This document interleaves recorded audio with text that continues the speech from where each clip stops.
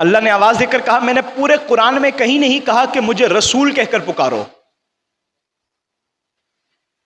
پورے قرآن میں اللہ نے کہیں نہیں کہا مجھے نبی کہہ کر پکارو.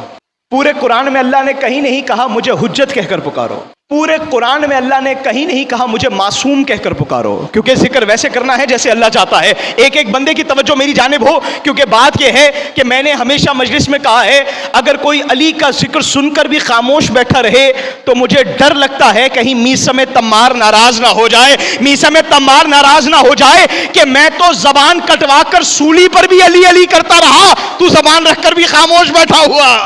تو سامعین گرامی، ذکر کیسے کرنا ہے میں آپ کے حوالے کر رہا ہوں.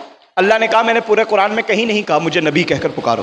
میں نے پورے قرآن میں کہیں نہیں کہا مجھے رسول کہہ کر پکارو. میں نے پورے قرآن میں کہیں نہیں کہا مجھے حجت کہہ کر پکارو. میں نے پورے قرآن میں کہیں نہیں کہا مجھے معصوم کہہ کر پکارو. میں نے پورے قرآن میں کہیں نہیں کہا مجھے مولوی کہہ کر پکارو. میں نے پورے قرآن میں کہیں نہیں کہا مجھے رہبر کہہ کر پکارو. میں نے پورے قرآن میں کہیں نہیں کہا. میں بتانا چاہتا ہوں کہ پروردگار ذکر کروانا کیسے چاہتا ہے. میں نے کہا پروردگار ہم مان گئے، تو نے پورے قرآن میں کہیں نہیں کہا مجھے نبی کہہ کر پکارو. پورے قرآن میں کہیں نہیں کہا مجھے امام کہہ کر پکارو. پورے قرآن میں کہیں نہیں کہا مجھے حجت کہہ کر پکارو. پروردگار ہم تجھے پکارنا چاہتے ہیں. اللہ نے آواز دے کر کہا نہ مجھے نبی کہہ کر پکارو، نہ مجھے امام کہہ کر پکارو، نہ مجھے معصوم کہہ کر پکارو، نہ مجھے حجت کہہ کر پکارو، نہ مجھے مولوی کہہ کر پکارو، نہ مجھے مجتہد کہہ کر پکارو. میں نے ہاتھ جوڑ کر کہا، میں نے کہا پروردگار تجھے پکارے تو کس طرح پکاریں؟ اللہ نے آواز دے کر کہا وَلِلَّهِ الْأَسْمَاءُ الْحُسْنَى فَادْعُوهُ بِهَا إِنَّمَا وَلِيُّكُمُ اللَّهُ وَرَسُولُهُ وَالَّذِينَ آمَنُوا الَّذِينَ يُقِيمُونَ الصَّلَاةَ وَيُؤْتُونَ الزَّكَاةَ وَهُمْ رَاكِعُونَ. اللہ نے کہا رمیز عباس اگر مجھے پکارنا ہے تو یا ولی کہہ کر پکارو یا علی کہہ کر پکارو، یا مجھے پکار. سرکار آپ کو بات پسند آ رہی ہے؟ اگر کہتے ہیں کوئی اور ٹاپک شروع کر دیتے ہیں، کیونکہ بات یہ ہے کہ یہ ذکر اتنا بلند ہے کہ فرش پر فرشتے بھی ذکر کو سننے کے لیے بےتاب رہتے ہیں. اگر میری بات میں کوئی انحراف نظر آئے تو کھڑے ہو کر بتا دیجئے گا کہ سرکار آپ کی بات سمجھ میں نہیں آئی. کیونکہ یوٹیوب سے رٹ کر مجلس پڑھنے والے اور ہوتے ہیں، قوم سے سیکھ کر آنے والے اور ہوتے ہیں. یہ فخر ہے قبلہ اصغر سینا صاحب، آپ نے تو مجھے ممبر تک پہنچایا ہے، آپ نے حوصلہ افزائی کی ہے. اللہ قرآن میں کہہ رہا ہے وَسِيقَ الَّذِينَ اتَّقَوْا رَبَّهُمْ إِلَى الْجَنَّةِ زُمَرًا. آیت ایسی آپ کے حوالے کر رہا ہوں کیونکہ ممبر سے جھوٹے کی روایت بیان نہیں کی جاتی، قرآن کی آیت بیان کی جاتی ہے. کیوں؟ کیونکہ وجہ یہ ہے متکلم کے بدلنے سے کلام کی حیثیت بدل جاتی ہے. بولنے والا بدلتا ہے تو کلام کا معیار بدل جاتا ہے. بات پسند آئے تو بتائیے گا. سرکار اسپیکر کے بدلنے سے اسپیچ کا معیار بھی بدل جاتا ہے. ہائے ہائے ہائے. مثال دے دیتا ہوں سرکار، میں آپ کے حوالے کر رہا ہوں، بہت شکر گزار ہوں آپ کا. حکیم بولے گا تو نسخہ ہوگا، حکیم بولے گا تو نسخہ ہوگا، قاضی بولے گا تو فیصلہ ہوگا، راوی بولے گا تو روایت ہوگی، محدث بولے گا تو حدیث ہوگی، نبی بولے گا تو فرمان ہوگا، خدا بولے گا تو قرآن ہوگا. متکلم کے بدلنے سے کلام کا معیار بدل جاتا ہے. اللہ قرآن میں، بلکہ میں نے جملہ کہا تھا لاریب کتاب میں کچھ بے عیب مومنوں کا ذکر کر رہا. اللہ آواز دے کر کہہ رہا ہے بسم اللہ الرحمن الرحیم وَسِيقَ الَّذِينَ اتَّقَوْا رَبَّهُمْ إِلَى الْجَنَّةِ زُمَرًا. اللہ کہہ رہا ہے قیامت کے دن کچھ لوگ ایسے ہوں گے جنہیں گھسیٹ گھسیٹ کر کھینچ کھینچ کر لے جایا جا رہا ہوگا. کہاں لے جایا جا رہا ہوگا؟ جہنم میں، دوزخ میں.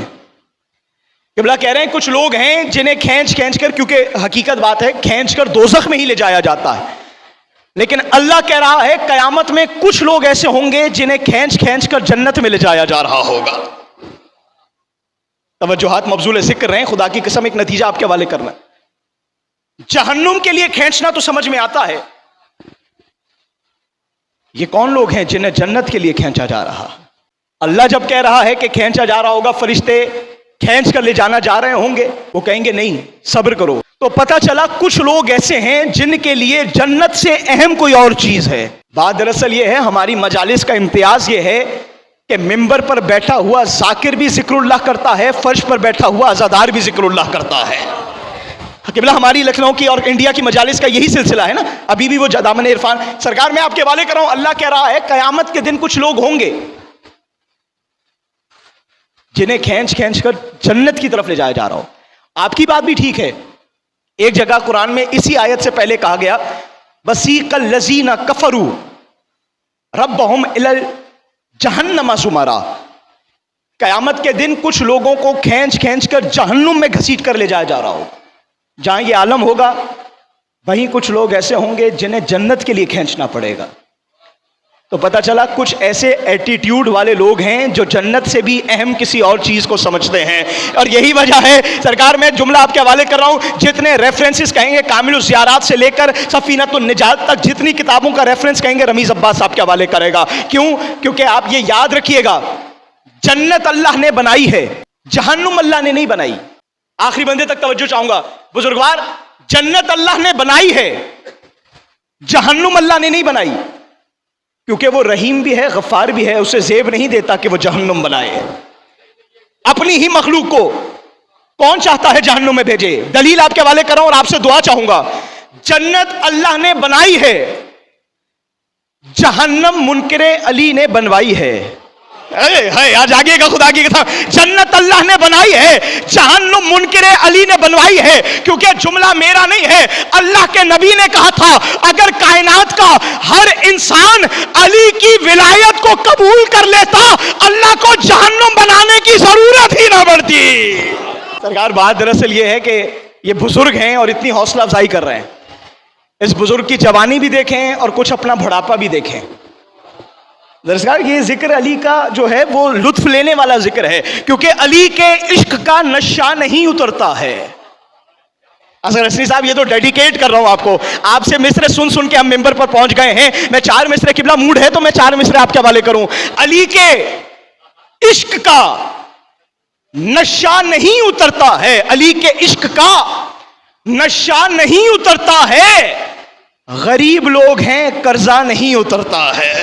یار بولے نا، جسے بولنا ہے جس کا قرضہ اتر گیا وہ بھلے نہ بولے. علی کے عشق کا نشہ نہیں اترتا ہے، غریب لوگ ہیں. یا چوتھا مصرع کیسے آپ کے حوالے کروں؟ خدا کی قسم اللہ مجھے طاقت دے اور آپ کو بھی یہ مصرع سمجھ کر بولنے کی طاقت اور قوت دے. میں جملہ آپ کے حوالے کر رہا ہوں. علی کے عشق کا نشہ نہیں اترتا ہے، غریب لوگ ہیں قرضہ نہیں اترتا ہے. اور فراز دار پہ میسم ہے آج تک ایسے، فراز دار پہ میسم ہے، جو میسم مزاج ہے اس کے حوالے کر رہا ہوں. فراز دار پر میسم ہے آج تک ایسے کہ جیسے گود سے بچہ نہیں اترتا.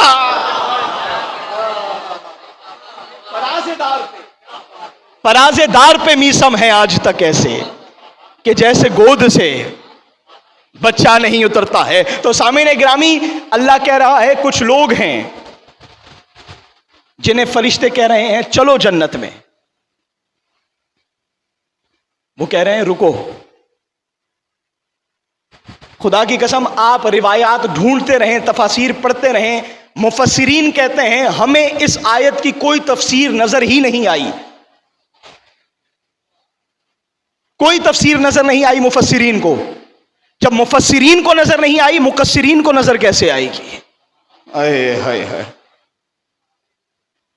دیکھا میری ایک ایک چہرے پر نگاہ ہے تو پتہ چلا اللہ کہہ رہا ہے کچھ ایسے لوگ ہیں جنہیں اللہ کہے گا کہ فرشتوں سے کہو گا کہ جاؤ ان کو جنت میں لے کر جاؤ. خدا کی قسم قرآن کی مشکلیں حل ہی نہ ہوتی اگر مشکل کشا نہ ہوتا.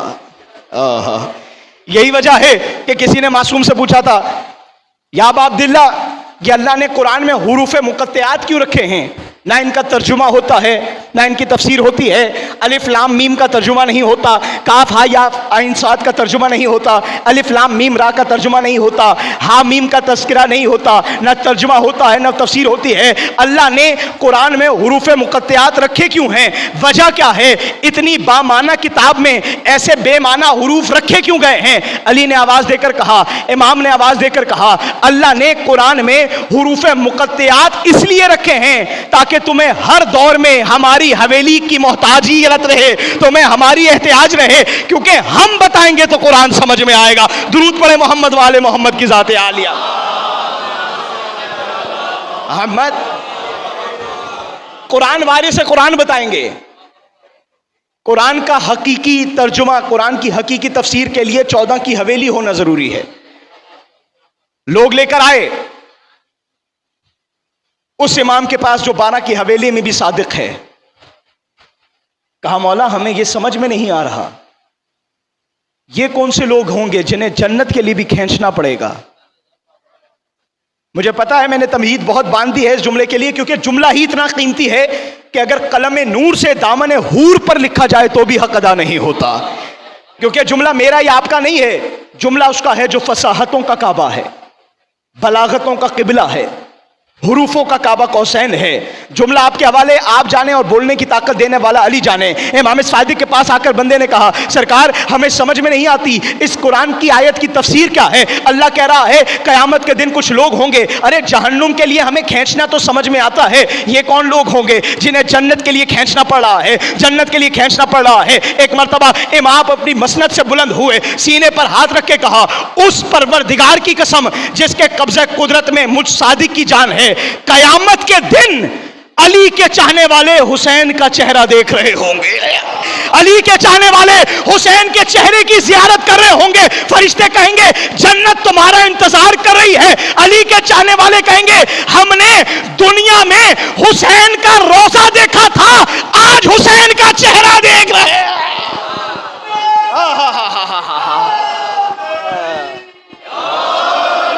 नहीं, एक वैसे नारा लगना चाहिए जितनी बुलंद बात आपके हवाले मैंने की है।